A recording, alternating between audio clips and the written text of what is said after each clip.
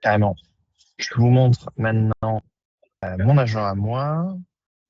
Hop, vous voyez mon écran, qui s'appelle donc Melvin, qui ne rime pas malheureusement comme Manu, l'agent du contenu, mais c'est donc un agent d'acquisition qui reprend des éléments de workflow que j'ai pu établir chez d'autres clients, mais cette fois en agentique et qui apporte des capacités qui sont inédites, qui sont hyper intéressantes. Donc, aujourd'hui, plusieurs sources de données, mais historiquement, le premier signal sur lequel Melvin va baser, c'est un engagement sur un de nos posts, Colin ou moi. Donc, normalement, si vous avez suivi, vous avez vu que sur Supaze, on a une automatisation qui enregistre tous les jours les interactions. Attends, peut-être, Colin, est-ce que tu veux dire, je ne sais pas qui parle dans le call. Est-ce que c'est possible de cette personne? C'est bon, je pense. Okay.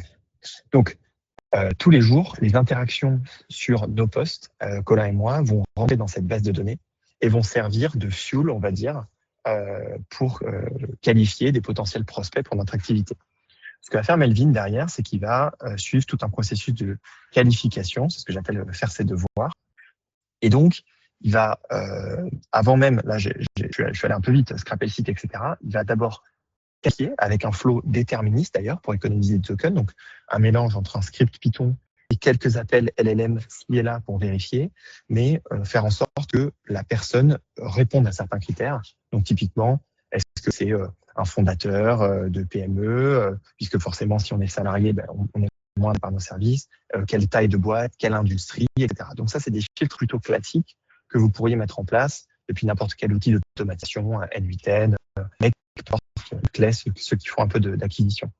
Derrière, ce qui est intéressant, c'est que une fois qu'on a réduit ce nombre-là, donc typiquement, je ne sais pas, 1000 interactions, donc 1000 personnes à 200 leads qui sont déjà un peu plus qualifiés, on va pouvoir passer la main à Melvin, qui lui a une vraie intelligence et qui a une capacité d'action autonome avec ses outils, et donc qui va pouvoir faire ses devoirs, comme je dis, et donc aller scraper le site internet de la personne, chercher une actualité, donc par exemple un projet de modernisation, une levée de fonds, une actualité. Ce qu'il va faire aussi, c'est qu'il va voir, qu'il va évaluer le potentiel de la transformation IA de ce client, de ce prospect-là en particulier. Donc, typiquement, une boîte industrielle qui fabrique des pièces d'avion, Melvin va pouvoir réfléchir sur comment est-ce que l'IA pourrait bénéficier à ce de business, et il va prendre des décisions. Et c'est ça qui fait la différence avec un agent, c'est que à la lumière de tous ces éléments-là, qu'il va récupérer un peu à droite à gauche avec l'aide d'outils, il va pouvoir trancher et m'envoyer un message qui me dit « Ok, voici, je pense, un lead qui est qualifié avec un degré de confiance, ce que je vais montrer dans Slack juste après. Voici l'action que je te propose. Et si il propose de contacter cette personne, il va me faire un brouillon de messages sur LinkedIn envoyé à cette personne que j'ai entraîné avec mon ton et celui de Colin, avec des variables personnalisées évidemment en fonction de cette personne-là. Et comme disait Colin, rentre ensuite la partie human in the loop. Donc, on est encore dans la partie d'entraînement de l'agent. Parce qu'aujourd'hui, tout le monde va vous dire, les agents avec OpenClaw, c'est 100% autonome, j'y touche plus et tout. C'est vrai, mais il y a toujours une phase d'entraînement en quelque sorte, surtout si vous voulez avoir un contrôle des coûts. Parce que oui, vous pouvez lui laisser la main tout de suite, mais ça va vous coûter cher et ça va pas faire ça va pas avoir les résultats que vous voulez. Et donc, c'est pour ça que nous, on a une approche où on veut entraîner notre agent, lui donnant du feedback directement en fonction de ce qu'il nous donne. Donc moi, ce qu'il fait, c'est qu'il poste un brouillon sur Slack. Moi, je peux modifier ce brouillon, lui demander des détails. Donc, OK, dis-moi pourquoi est-ce que tu as choisi ce lead, est-ce que tu as d'autres angles qui te viennent en tête, et ensuite l'envoyer directement depuis Slack. Et encore une fois, c'est ça qui est trop fort avec le niveau des IA aujourd'hui, c'est que comme elles sont connectées aux outils, on a un outil qui permet d'envoyer directement depuis Slack des messages LinkedIn. Et comme je le mentionnais pour l'agent de contenu, pour Manu, pareil, cet agent, donc Melvin, va de manière hebdomadaire générer des statistiques sur les performances de ses prises de contact et va pouvoir, en autonomie, essayer de trouver des patterns et de s'améliorer sur typiquement tel type de message déclenche mieux, tel type de lead, cette industrie a l'air de mieux répondre. Et c'est ça tout l'intérêt d'un agent autonome. Concrètement, ça ressemble à quoi? Parce que je vois qu'il est déjà écart. Hop là. Vous voyez, là, je suis sur mon Slack. Alors, c'est un peu le bazar parce qu'on en parle beaucoup. Déjà, moi, j'ai mis une image et c'est un adorable petit dragon, comme vous le voyez. Et donc, c'est typiquement le genre de message que Melvin va m'envoyer. Par exemple, cette personne-là, qui est responsable des ventes chez Black Rose, et il me dit à revoir, ça peut être intéressant, parce qu'il est VP Sales, mais il n'est pas fondateur CEO, donc ça dépend de votre ICP, donc du type de client que vous avez, etc. Il pense quand même qu'il est décisionnaire, parce qu'il a analysé le compte, il a des outils qui permettent de mapper un petit peu qui travaille dans l'entreprise sur LinkedIn, et donc comprendre un petit peu l'organisation de l'entreprise. Et il va me faire un message en respectant donc le ton de Colin, et en mettant une phrase d'accroche qu'on espère en tout cas pertinente. Donc typiquement, quels sont les aspects des opérations de vente qui te coûtent le plus de temps en ce moment? Est-ce que c'est la coordination avec le distributeur, le suivi e-commerce? Black Rose, c'est une marque de ski, et donc Melvin a compris que les enjeux opérationnels de cette entreprise sont probablement liés à ça, et donc que cette personne-là allait galérer potentiellement avec ça. Et donc moi, en message là, je peux directement répondre à Melvin et lui dire de envoyer ce message-là. Il est pareil avec ça. Là, il me dit que pour le coup, c'est pas un bon lead, il a estimé que c'était pas un bon fit, on va dire.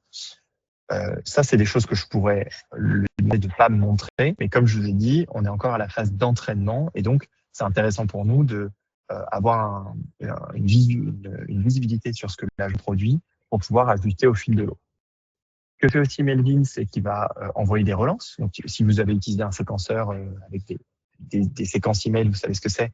Là, on l'a mis en place directement avec l'agent. Et donc, ben voilà, il envoie ses relances avec le dernier article que Manu a envoyé typiquement. Donc, ça veut dire que automatiquement, dans le message ligne que vous envoyez, ça va être l'article le plus frais qui va être partagé.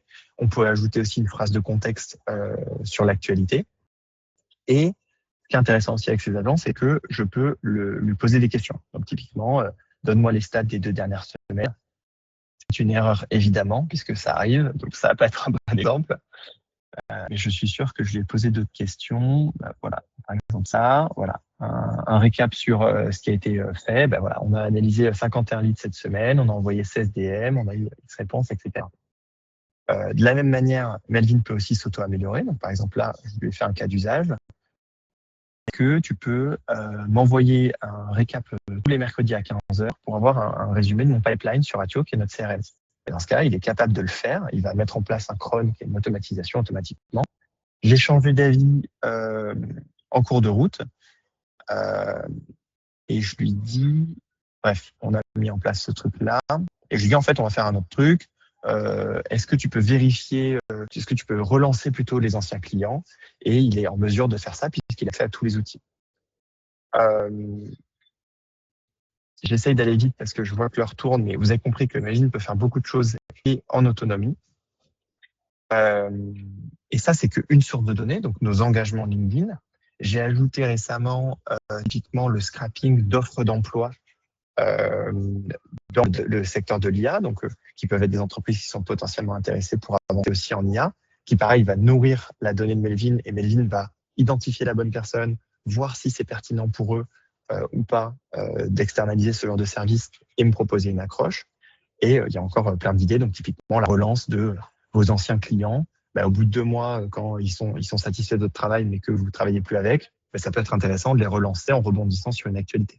Donc tout ça, plus vous ajoutez de cas d'usage, plus, par exemple, cet agent va vous proposer des prospects frais tous les jours à contacter. C'est ça. Et pour compléter là-dessus, c'est ce qui est intéressant, que ce soit sur la partie contenu avec l'ajout de la newsletter ou ici avec la relance de clients, c'est que ça reste entre guillemets sur le même scope et chacune de ces tâches est un peu entre guillemets liée entre elles. Forcément, la relance des messages qui ont été envoyés, le fait de savoir voilà chercher des informations pertinentes, qualifier les clients et les contacter, etc., etc. Entre guillemets, voilà, il y a une logique, en tout cas, il y a une cohérence entre les tâches qu'on donne à un agent autonome qui du coup, il va pouvoir être, entre guillemets, s'améliorer dans l'ensemble de ses responsabilités, si je puis dire.